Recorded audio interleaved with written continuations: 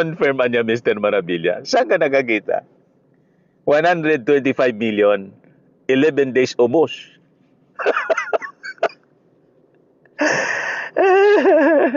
Nakasanayan kasi po, kasi sa Davao, ganun ang gawi nila. Wala kasing nagtatanong, walang tanong-tanong.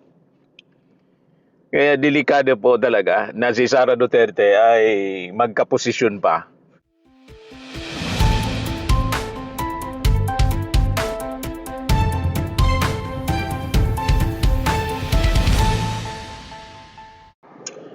Hello po mga kababayan, si Dante Maravillas.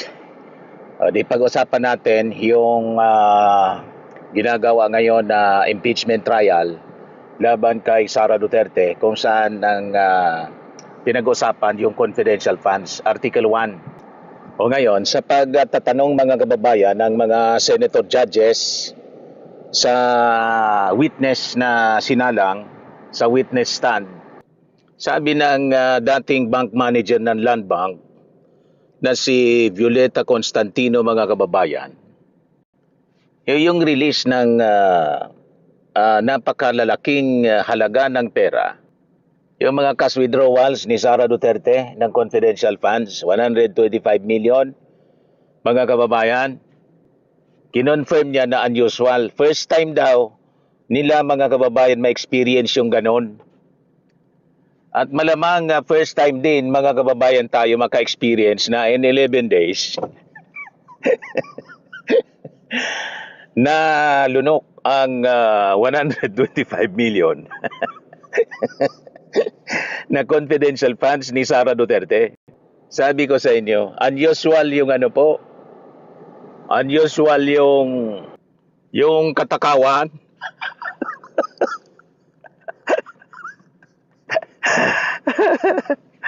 Kakaiba yung katakawan, mga kababayan, sa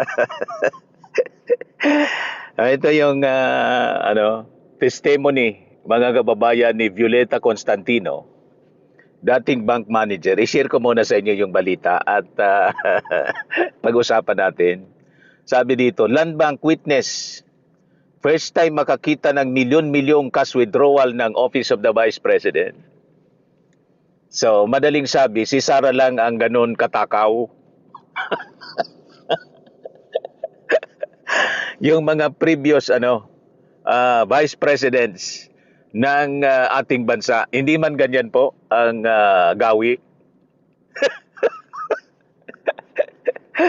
Confirm niya, Mr. Marabilla. Saan ka nakakita? 125 million, 11 days ubos.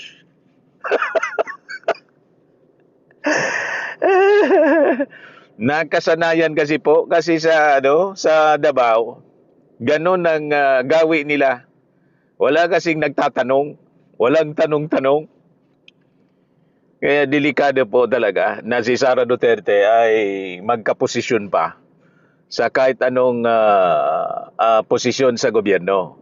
Mga kababayan, delikado, mababangkrap ang Pilipinas pa ganun. Di ba, mga kababayan?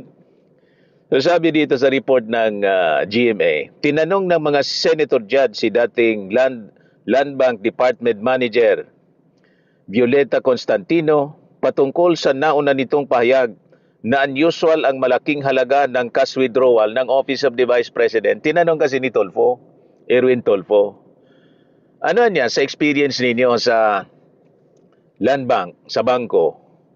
Normal ba itong ganitong cash withdrawal kalaki? Unusual niya. Pambira, nabigla, mga kababayan, yung mga tagalan ba, kaya lang, hindi man nila pwedeng kontrahin. May authority, ang dalawang opisyal ang authorized, mga kababayan, dito.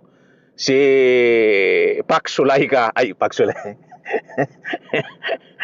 si Sulaika, mga kababayan, at saka si Sara Duterte lang.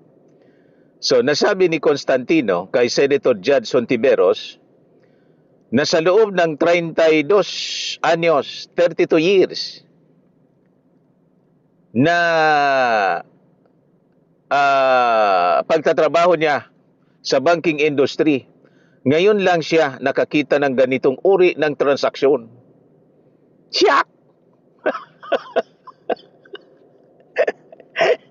O, di ba? Ano masasabi ninyo, mga kababayan? Unusual yung katakawan po sa, ano, sa pera. Sa 32 years anya ko sa banking industry, ngayon lamang ako nakakita ng ganitong uri ng transaksyon.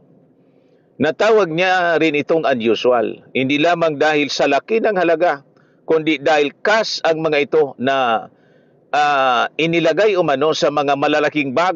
Sabi ko sa inyo, sila po talagang original, mga kababayan, sa paggagamit ng mga malalaking bag at maleta. Nagets na ninyo kung bakit tama yung mga sinasabi natin. Ang mainakusa ay siyang may gawa. Man-an matinao, sabi dito sa amin sa Bicol. Ang matinao maginibo. Ang mga tao daw na mainakusa, yon ang may talagang gawa. Gawain nila. Nagets na ninyo kung bakit sila mahilig mag-akusa ng maletang pera.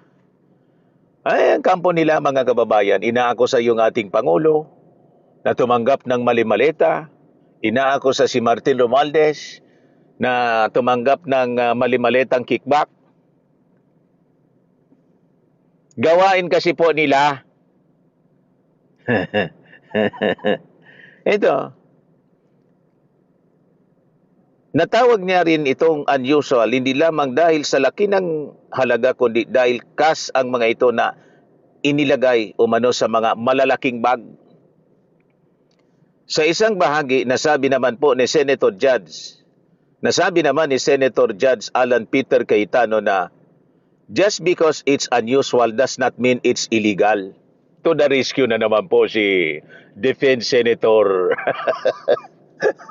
Alan Peter Cayetano.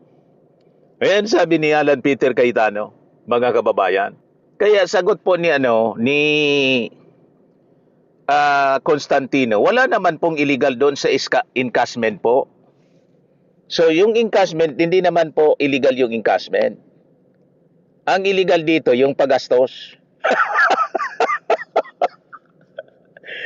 Wala man nga sinasabi, mga kababayan, sa articles of impeachment na yung pag-withdraw ng pera ng 125 million pesos ay illegal. Hindi yun kundi yung paggastos. After na ma-withdraw sa bangko, paano ni ginastos? Ayun, napunta sa kung ano-anong mga unauthorized expenses, mga kababayan.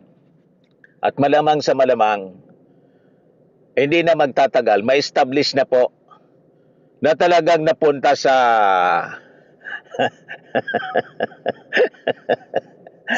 sa mabuting kalagayan yung limpak-limpak na salapi. Kasi nga po, yung mga beneficiaries ng mga sabing confidential funds, tumanggap ng confidential funds tulad ng si Mary Grace Piatos na isa sa mga witnesses na ipapatawag. At pag hindi nag-appear si Mary Grace Piatos, confirm, fictitious talaga po si Mary Grace Piatos. At pag fictitious ito, tulad ng iba pang mga kung ano-anong ginamit ng mga pangalan, alam na ninyo kung saan napunta yung pera ng bayan. May idea na po kayo? O, di ba? Mga kababayan, sabi ng mga nag-react dito, si Rose Leonen, it is not illegal to, it's also not illegal to throw a garbage bag. But if the garbage bag is shaped like a human being, further investigation is needed. Sagot niya, mga kababayan, dito sa sinabi ni Defense Senator Judge Alan Peter Cayetano, just because it's unusual does not mean it's illegal. Kaya sabi po ni Constantino, wala naman pong illegal doon sa encashment po. Tama, walang illegal sa encashment. Ang illegal po, sigurado, yung paggastos kung saan napunta. Kung totoong napunta sa beneficiary o napunta sa bulsa. Tama po, mga kababayan? Sabi pa mga kababayan ng isa pang netizen, si Alvin Salsos, nobody is saying that being unusual is illegal. But the acts of why is what makes it illegal. Ang ibig niyang sabihin siguro, yung disbursement ng yung paggastos makes it illegal. Gets mo, APC? Si Alan Peter Cayetano, ang minimin niya mga kababayan. Sabi ni John Clarence, that's only the first witness. The prosecutors are simply establishing that what Sarah did, in fact, withdraw that large amount of money from Land Bank. The illegality of how the funds were used will be established through the succeeding witnesses, correct? Sabi ni Maria Corazon Quizon, here he goes again, obviously trying to be part of the BP's defense team, although this time executing it in a subtle manner. Hindi na po subtle, lantara na po. Lahat ng mga tanong, mga kababayan, at manifestations ni Alan Peter Cayetano ay pang-suporta mga kababayan sa defense ni Sara Duterte. Napakalinaw po 'yon. So sabi dito sa balita, Constantino earlier testified that she personally oversaw the encashment of the 125 million checks at the Land Bank Shaw Boulevard branch. Parte ito mga kababayan ng 500 million pesos na confidential funds. Combined value of 500 million were encashed by the former OBP Special Disbursing Officer na si Gina Acosta. So, yung 125 million mga kababayan, sunod-sunod na in-encash. Mga kababayan, yun ang nangyari pala. Sa Land Bank Shaw Boulevard branch, the transactions occurred between December 2022 and July 2023. The former bank manager said the branch handled accounts belonging to several government agencies. However, she had not witnessed other agencies making comparable withdrawals because their payments had generally shifted to electronic transactions. So far po, sabi ni Constantino, nag-convert na po lahat kasi sila sa online system. Laging sa ATM, payroll. So hindi na po ganyan kalaking withdrawal po sila. Withdrawal po nila, sabi po ni Constantino. Tulfo asked whether high-ranking government agencies were exempted from the bank's standard operating procedures for the large withdrawal. Wala na po ang exemption, sabi po ni Constantino. Paliwanag niya, however, that the Office of the Vice President provided the branch with advance advice about the planned transaction.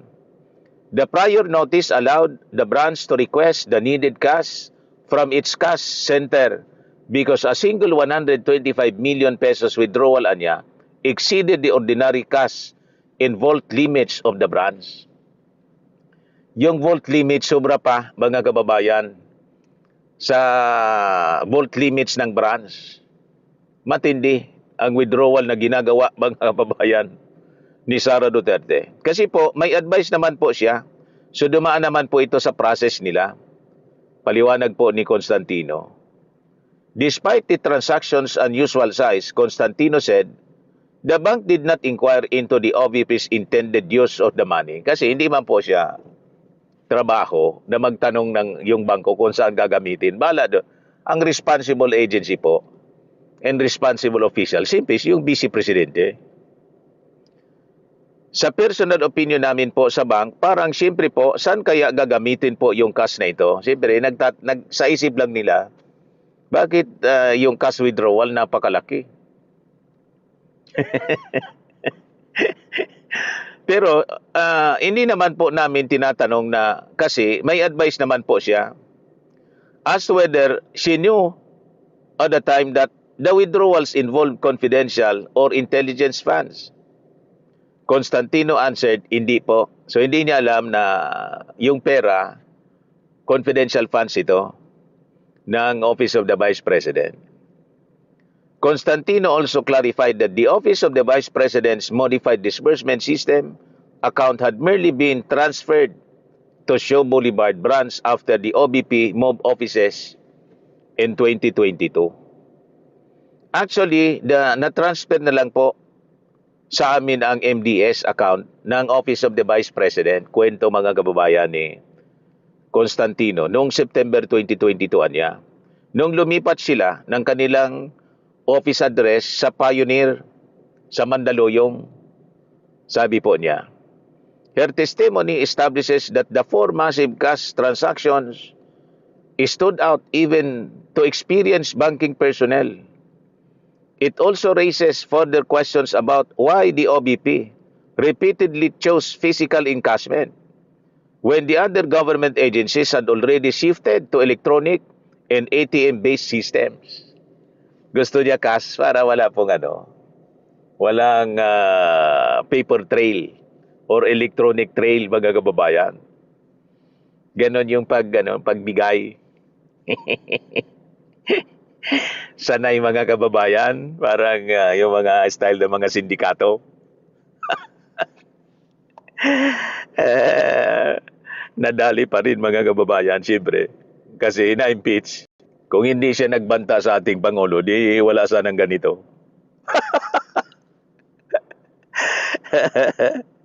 The defense has stipulated that the checks were authentic, funded through the Philippine Treasury, drawn against the Office of the Vice President account, payable to Acosta, and encashed by her in her capacity as OBP Special Disbursing Officer. The remaining question is what happened to the 500 million pesos after the money left the bank in cash? Ano na nangyari? Yung paggastos po, yung disbursement, wala mang problema. Yun ang gustong parang dina-justify ni Alan Peter Cayetano. Wala man yun problema yung disbursement. Ang problema yung paggastos. Sana punta. Constantino summed up the reaction inside the branch to the extraordinary withdrawals. Sa personal opinion namin sa bank, parang siyempre po, saan kaya gagamitin po yung cash na ito? Sabi po mga kababayan ni Constantino. Ngayon, si Senator Judge Risa Ontiveros summarized the two unusual features of the transaction. So hindi lang yun laki ng halaga na 125 million ang unusual, sabi po niya. Unusual din yung ganyang unusual amount ay sa cash kinuha at hindi sa mga cheque. The Senator Judge then asked Constantino at what point a cash withdrawal would be considered unusual for a particular client. Let's say kung over, let's say 500,000 na po siya. Sagot ni Constantino. Ontiveros pointed out that the OBP's 125 million transaction was not merely above that illustrative amount. It was 250 times larger, sabi po ni Ontiveros. Ito hindi lang 500,000, 125 million. So, 250 times mas unusual sa minimum amount na nasasabing unusual kung kinuha in cash, sabi po ni Ontiveros. Ngayon, nilinaw ni Constantino that whether a transaction was considered unusual could depend on the depositor's established transaction history niya. A large withdrawal might be treated as ordinary if a particular client niya regularly conducted transactions of that size. Depende po rin sa kliyente po, sabi po ni Constantino. However, Constantino acknowledged that the OBP withdrawal was the first time niya her branch had encountered a cash transaction of that magnitude. Matindi. Kay Sara lang niya, mga kababayan, na experience sa loob ng 32 years sa banking industry. Pero kung para po sa first time na ma-encounter namin, that much unusual po talaga, she testified. Hontiveros emphasized that Constantino had spent more than 3 decades in banking without previously encountering a comparable cash withdrawal. And this was your first time, Hontiveros asked.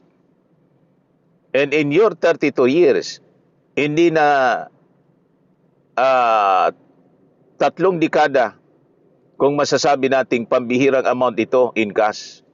Masasabi nating once in a lifetime yung ganyang amount in cash. Depende po, pwede, Constantino replied. The Office of the Vice President made 4 separate withdrawals of 125 million each through former Special Disbursing Officer Gina Acosta. Kaya ito po si Gina Acosta, nung nagsasagawa ng investigation yung Committee on Good Government, remember, na pinamumunuan po ni Manila Congressman Joel Chua, talaga pong grabe yung nervyos.